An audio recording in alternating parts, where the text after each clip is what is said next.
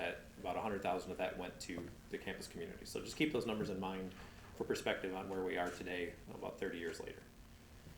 We manage all the collection of waste, recycling, and surplus for MSU outside of hazardous waste, animal waste, and some construction waste. That's a bit more muddy. We bring it back to our facility, we process it, we reuse first through our store, we recycle materials, and we're also responsible for disposal of what's left. I'm not going to read our mission to you verbatim, or I will say verbatim, what we're here to do is manage MSU's waste through all of our through an integrated system of reuse, recycling, and disposal. And we also are striving to get MSU to zero waste. That's not an MSU policy, that's our goal. We're trying to push and inspire MSU to meet zero waste goals. We also support the academic mission. It's a very important piece of what we do. It's integrated into our program. So we host dozens of classroom sessions every year where it's hands-on. We actually had one scheduled for tomorrow where classes come in, you get a short classroom session and you get to hand sort trash and see the impact of what recycling is in your trash and where it goes. We explain the economics to what that is. There's about 1,000 students roughly who go through that every year. We provide students with practical challenges through design day, through engineering and other programs where we give them practical challenges around waste and waste disposal, and they bring back hopefully good solutions. Mostly they're solutions that we get to adapt and work towards this, but it's an awesome opportunity for anybody any off-campus partners especially too. They're always looking for folks to partner on solutions. So if you're challenged with something, we encourage you to reach out to the Design Day folks, especially in the College of Engineering. Research, we support faculty and student research with partners like Rex here. We support grants through logistics, staff time, and different things. We have a DOE grant that I believe we're helping a faculty member apply for to do some plastics recycling research, different things like that we provide.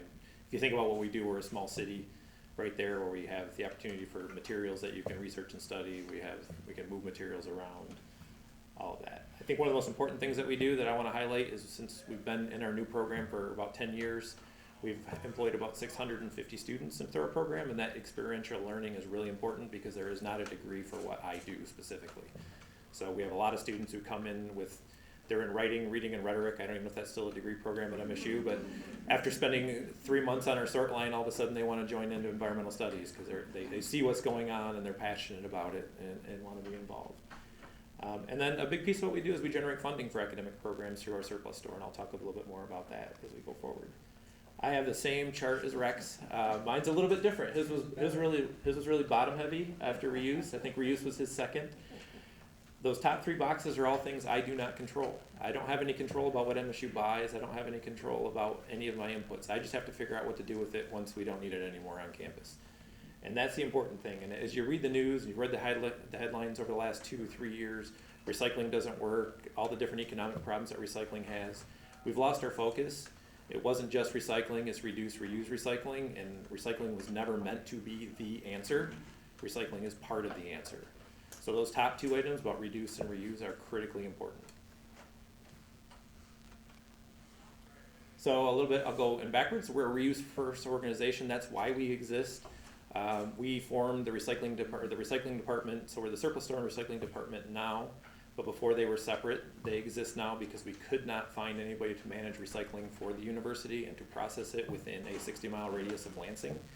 We spent a couple years trying to partner with Lansing to build a single stream MRF to process our material. It's really hard to get different localities to partner on something like that. I think it's easier now than it was 15 years ago. So we decided to build our own solution, which was the Surplus Store and Recycling Center. We process everything in-house and move it through here. So that is an important piece. We're reuse first. Because the surplus store has grown so much over the last 20 years, we were able to use that funding model to now pay for, and actually that's what's paying for and building this recycling facility, has built this recycling facility. So I'll talk a bit more about that as well. We sell everything that you can imagine. I'll go back a bit. Not only do we sell in person in our store, we also sell online, Amazon and eBay. Our priority though is to keep things local in our local community. Same with recycling, we try to keep everything within the state of Michigan. There's a very few, say 2 to 3% of what we sell, we actually have to go outside of the greater Lansing or even Michigan market to maximize also our fiduciary responsibility to the university to maximize revenue. So we primarily just sell books on Amazon, and we sell a variety of other things on eBay, but we have just launched our own auction feature, so more of that's moving to our own website as well. Like I said, we're a small city, so we sell everything from Zambonis to train engines. We're not just desks and chairs, but we do have a fair amount of three-legged chairs too if you're in the market for them. We're event-driven. We try to promote reuse through a larger events like that. It's a lot easier to get rid of stuff when you can bring in a critical mass of people. This is one picture from a teacher appreciation event we did a couple of years ago. We probably should have called the fire marshal for how many people were in our building. We had a discount sale, but then we also saved materials throughout the year that we thought teachers could use in their classroom to redeploy, and it obviously went really well. It was a very good day. Hope to bring that back this year if we can have events over 100 people at some point. So we also partner with the academic side of things. These are several programs that we partnered with in the last year. MSU Shadows and the Department of Forestry have an awesome program where before we moved off of coal in the power plant, we were burning trees as biomass, trees that have come down through disease or other reason. We stopped burning coal, so we stopped burning wood, so we decided to make furniture and kayak paddles that you can see in the picture there. That stuff's all for sale, available to the public, so we're repurposing and upcycling wood. The program also then teaches a couple classes around urban wood and urban wood management, and the revenue from that program will eventually go towards planting more trees on campus. MSU Libraries, if you don't know this, we have one of the largest comic book collections in the world. We sell comic books, which you wouldn't think. So that's about $50,000 a year in revenue returned to libraries where they get to buy more comic books. Athletics is a big one. Land Grant Goods is a student-run program where they grow microgreens and honey and teas that we sell for help them sell and fill logistical needs. The marching band has to get new uniforms every 8 years, and they don't want to just give them out to the public so people are walking around pretending they're in the marching band. So we actually have those cut up and make pillows out of them. They stuff them with the pants of the pillows or the uniforms. It's a really cool initiative that returns money back to the marching band so they can buy new uniforms. One other thing is, so the other piece that's important about what we do is we're always trying to figure out how to get a higher and best use out of items. So when you talk about recycling, there's a lot of stuff that we simply recycle right now that has a higher and better use that people could still want to reuse, from cat litter buckets to even wine bottles and different things like that. Glass is a zero value commodity in Michigan right now. We're lucky to have a recycling company come to Michigan, pick it up from us for free, and take it and recycle it. The reason why, it's very heavy, it's hard to ship. There are no recycling companies in Michigan. That's one of the big challenges that we have. There's no processing capacity for a lot of different recycling here in Michigan. So just simple looking around on eBay, you find out that you can buy, that people are selling wine bottles and liquor bottles for $3 to $5 to $10 a piece. So we've started selling them and upcycling them and doing different things. What that allows us to do then is to reinvest that revenue into collecting more commodities like polystyrene and batteries and different things like that. The other piece of that that's pretty cool is we teach classes on how to upcycle things and make different products. I guess I should have mentioned that too.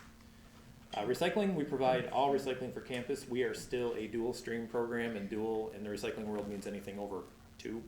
There's single stream and then dual, which could mean up to 10 different things. So we do ask the campus community to do some amount of sorting for us because our recycling processing is still all hand sort. It also allows us to retain a higher value from our materials because we sort down to different grades. We weathered the economic storm in the recycling world a lot better than others because we do that. We're not totally automated, and we can separate based on what the market needs are at the time. So those are our basic commodities. We have asked people to separate into office paper and mixed paper. They're two very different commodities. There's as much as about a 20% price difference between the two on what we can sell them on the market for.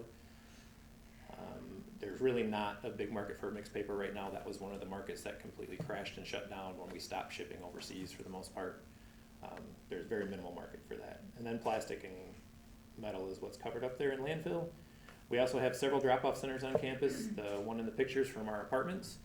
We have one outside of our building, the Surplus Store and Recycling Center. Those were all designed mainly to serve our off-campus community, off-campus students. We have the majority of our students live off campus, even though we have 15,000 who live on campus. So we had to have options for them to recycle at MSU because there aren't a lot of policy in the local communities that require recycling at apartment complexes or other places. And when you're a student and you're looking for an apartment, I did this when I was a student. I moved into a place and realized we didn't have a closet or anywhere to hang any coats.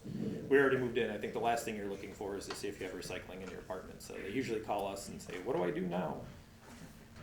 And we can't drive all over Lansing and Bath Township and everywhere else to pick it Our community base is strong. We have our drop-off center serves about 25 different zip codes. We won an award from Eagle, a DEQ at the time, for access to recycling.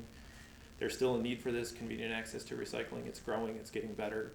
But last I knew, there are at least half of our counties who do not have convenient access to recycling. So it's changed a lot. Our volumes have gone down if you live in Lansing, since we have more access to curbside. I know I got curbside at my house in Delta Township a couple of years ago. That's helped out a lot, but there's still a need for convenient access to recycling. We also do several different large event recycling pieces. These are pictures from our move out program. When you have 15,000 students who move out of residence halls over 2 days, we have a lot of waste, pushing about 500,000 pounds, a couple 100,000 pounds of carpet, 40,000 pounds of clothing. The styrofoam on top is actually from move in. We all have styrofoam and cardboard, so we have to flip the switch on how we handle all that material. We recover whatever we can. We sell it at our store, but move out used to be, for old timers like me, move in, move out were a week long. It's 2 days now. It is hard to collect all this stuff over the course of 2 days. It's pushing 1 million pounds over a week from all the different materials. So all that is available at our store. I think one of the important things that I've noticed through policy, and we talk about it, inspiring folks, is my peers at other universities don't really have a surplus store like we do, and they all complain about the pricing they're getting for recycling and how hard it is to move their recycling, but yet they're always posting about giving all this stuff away for free, and it's a free store, and here's your revenue that can fund recycling. So really, our surplus sales and reuse sales help offset bad market times like right now with recycling. Our recycling area will lose about $100,000 this year. Should be offset by surplus sales. It's just markets are that bad. That I talked about markets. They are the worst I've seen them in 25 years for materials. And it's just because it's a buyer's market. It doesn't mean that there isn't places to send recycling. Why are they going to pay you for it when they can get it from anywhere? Because it's all domestic. So it's just a buyer's market at the moment. Stuff is still being recycled. They're just not paying nearly as much as they used to. This is our material recovery facility. As I mentioned, students sort everything by hand. So when you're throwing your Kleenexes and diapers into recycling, please remember that. It happens. They do an outstanding job. Believe it or not, out of the 50 to 70 students we hire every year, this has the lowest turnover. This is the highest retention rate of any positions that we have. It's pretty awesome. It's cold. It's dirty. Sometimes smelly. It's pretty amazing. They sort out about 9 million pounds of recycling every year. Plastic is the most labor intensive because there's so many different grades of plastic that we have to hand sort and go through. Some of my charts are hard to read too. Hopefully if you see them online, they're a little bit easier. This just kind of shows 30 years of how the materials have changed. The bottom purple